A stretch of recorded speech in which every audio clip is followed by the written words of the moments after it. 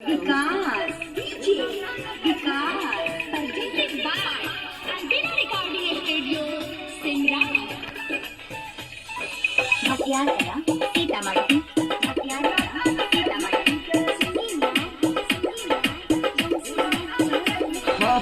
तू ही हमर जान छी, दिल के अरमान छी, तू ही होई पागल के जिए के परान छी।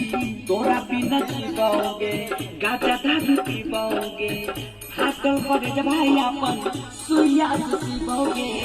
असली दीवाना तोहर छियो है के रानी, प्यार के दुनिया में सुलाता न जाई भीगे ससुरा में जाके